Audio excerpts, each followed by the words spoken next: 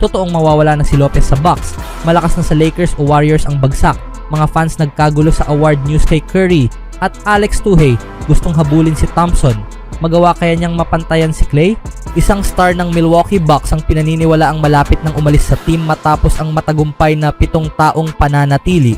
Ang pagkatalo ng Milwaukee Bucks sa unang round ng playoffs sa ikatlong sunod na taon ay nagsimula ng sunod-sunod na mga chismis ng trade kaugnay ng kanilang pinakamahuhusay na manlalaro. Una, ang 2 beses na NBA MVP na si Giannis Antetokounmpo. Bagamat hindi pa humihingi si Antetokounmpo ng opisyal na trade, ang kanyang pangalan ay naging palagian sa mga mock trade at balita. Habang maaring hindi mawala si Giannis sa Bucks, maaring mapilitan ng organisasyon na pakawalan si Brook Lopez ngayong free agency.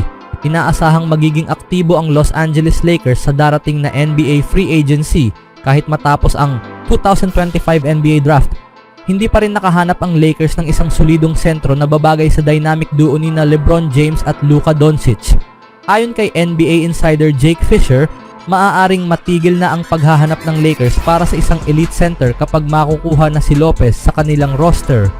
Sa pagkakataong ito, maraming kalabang koponan ang naghahanda na para sa pagsubok ng center-hungry na Los Angeles Lakers na akitin si Lopez palayo sa Bucks. Ulat ni Fisher sa The Stein Line. Binanggit din ni Fisher na maaaring puntiryahin ng Lakers si Clint Capela ng Atlanta Hawks, ngunit nananatiling totoo na nakikitang iiwan ni Lopez ang Bucks sa loob ng susunod na araw. Kahit pa planong tugunan ng Lakers ang kakulangan nila sa sentro sa pamamagitan ng paghabol kay Clint Capela ng Atlanta o kaya'y sa iba pang target na hindi madalas banggitin, lumalakas ang paniniwala na lilipat nga si Lopez sa susunod na araw matapos ang isang matagumpay na 7 taon nila ni Giannis Antetokounmpo. Dagdag niya, ang pangalan ni Brook Lopez ay palaging nababanggit sa mga chismis ng NBA free agency. Sa 7 season kasama ang Bucks, may dissenting stats si Brook na nagtala ng average na 13 points, 5.2 rebounds at 1.3 assists per game para sa koponan. Ngunit ang pinakamalakas na sandata ni Lopez ay hindi ang kanyang scoring o rebounding, kundi ang kanyang kakayahang mag-shoot mula sa labas. May shooting percentage siyang 35.7% from the 3-point range kahit siya ay isang sentro. Dahil dito, malaki ang posibilidad na umalis si Lopez sa Bucks ngayong off-season. Bagamat nagpapakita ng interes ang Lakers sa kanya, isa pang team sa Western Conference ang maaari ring habulin ang kanyang serbisyo. Ang Golden State Warriors ay naiuugnay rin kay Lopez. Sa posibilidad na umalis si Kevon Looney mula sa prangkisa, may saysay para sa Dubs na palitan siya ng isa pang elite na sentro. Anong masasabi nyo dito mga kaibigan? Sa ibang balita naman, ang star ng Golden State Warriors na si Steph Curry ay tunay na kakaibang talento na nagpakitang gilas sa NBA.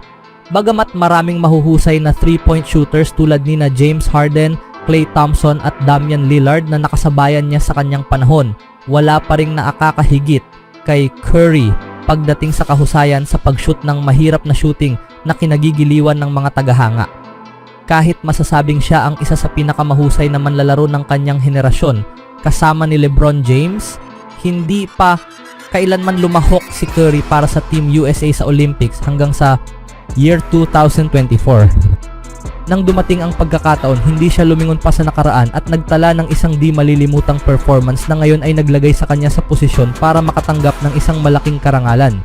Sa nalalapit na SPA Awards ngayong Hulyo, si Curry ay nominado para sa parangal na Best Championship Performance dahil sa kanyang ipinakitang laro sa 2024 Paris Olympics.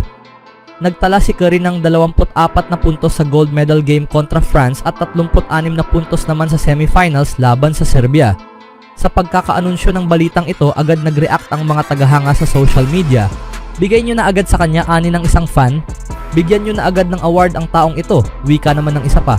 Pinakamagaling! Walang kompetisyon. Dagdag ng isa. Kailangan pa bang bumoto? Automatiko na yan. Lol, komento pa ng isang user. Batay sa mga reaksyon, kumpiyansa ang mga tagahanga na si Curry ang nararapat tumanggap ng parangal para sa Best Championship Performance.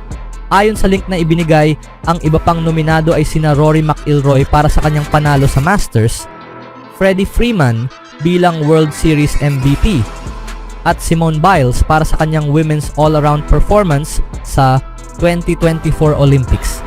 Kailangan maghintay ng mga tagahanga hanggang Hulyo 16 para sa resulta kung kailan gaganapin ang ESPYS na iho-host ng komedyanteng si Shane Gillis. Kayo mga kaibigan, sino dapat sa tingin nyo ang mananalo?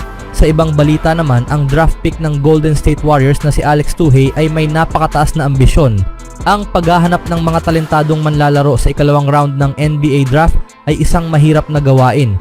Ngunit ipinagmamalaki ng Golden State Warriors ang kanilang kamakailang tagumpay sa ganitong aspeto. Bago ang draft, pinuri ng general manager na si Mike Dunleavy Jr. ang kanilang mga standout na sina Quentin Post at Trayce Jackson Davis. Dalawang manlalaro ang kinuha ng Warriors sa ikalawang round matapos nilang i-trade ang kanilang number 41 pick sa Phoenix Suns. Dahil dito, nakuha nila si Alex Tuhey gamit ang number 51 pick at si Will Richard bilang huling pick sa draft sa number 59. May malaking ambisyon si Alex Tuhey. Naglaro si Alex Tuhey sa Australia para sa Sydney Kings at ang 21 taong gulang ay may matataas na pangarap na magtagumpay sa NBA. Nagpunta siya sa US bago ang draft upang sumailalim sa mga workout at lumahok sa NBA Combine. Sa panahong yon, nagkaroon pa siya ng pagkakataong makasalubong ang legend ng Golden State Warriors na si Klay Thompson na ngayon nasa Dallas Mavericks na. Nagbigay si Tuhey ng matapang na pahayag sa ESPN bago ang draft kung saan sinabi niyang nais niyang makahabol kay Klay Thompson, ang dating superstar ng Warriors.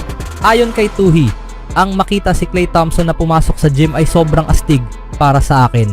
May maliit akong checkpoint para makita kung nasaan na siya at nasaan na ako, kung saan siya mas magaling at kung anong mga aspeto ang pwede kong habulin. Idol ko talaga siya habang lumalaki ako. Ang kakayahan niyang maka-score off the dribble, pero mas mahalaga nakaka-score siya kahit wala ang bola sa kamay niya. Iyan ang bahagi ng laro na pagdating ko sa NBA magiging mahalaga sa magiging papel ko. Tinanggap ni Tuhey na magiging role player muna siya. Alam ni Tuhey na kailangang marunong siyang pumuwesto ng maayos upang makalikha at makashoot dahil hindi siya papasok sa NBA bilang pangunahing manlalaro. Anya, malamang hindi ko hawak ang bola para maging creator dahil bawat team ay may mga star player na. Kaya dapat kong matutunang gampanan ang papel na yon at makatulong sa koponan at maging epektibo sa kung anong meron ako. Napunta si Tuhey sa isang kopo ng may superstar na si Stephen Curry kasama sina Draymond Green at Jimmy Butler.